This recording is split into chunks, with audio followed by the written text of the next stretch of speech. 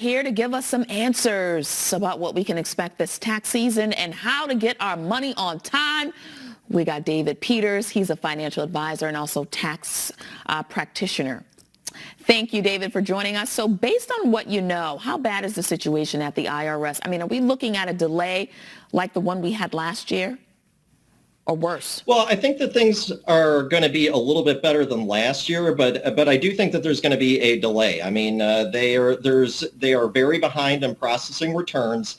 As of December 23rd, they still had about 6 million unprocessed returns from the previous year. So there's still a big backlog. I think that you will see some delays in refunds. All right, well, with that being said, delays in refunds, so you are advising us to file early. The IRS is accepting returns as early as January 24th, but preparers, right, could encounter issues, according to you, David. Tell us why. Well, so the earliest that anyone can file their return is going to be January 24th, just like you said. And filing early is generally a good idea. If you file early, you're on the front end of filing season. And generally speaking, the IRS is going to process your return faster.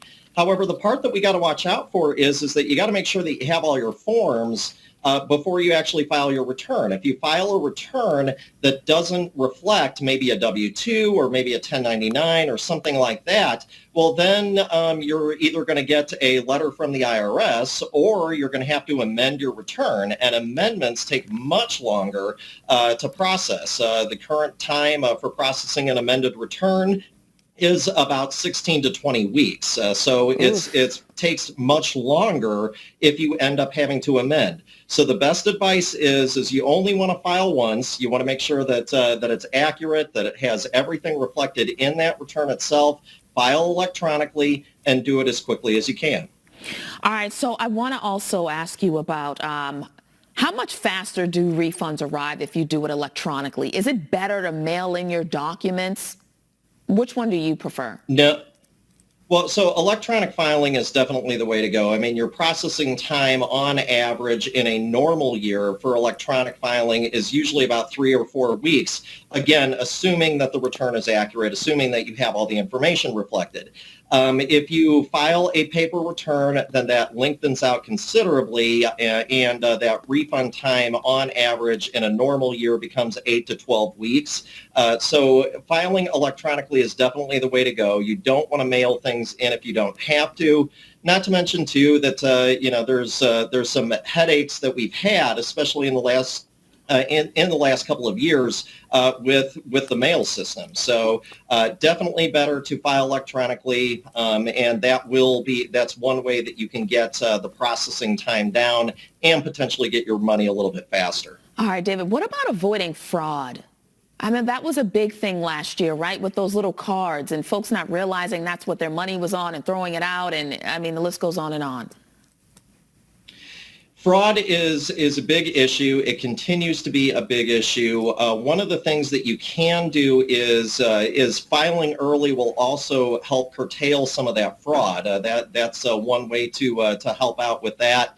The other thing that you can do is that the IRS is offering a program where you can go out and you can apply on the IRS website and get a 6-digit PIN that is unique to you.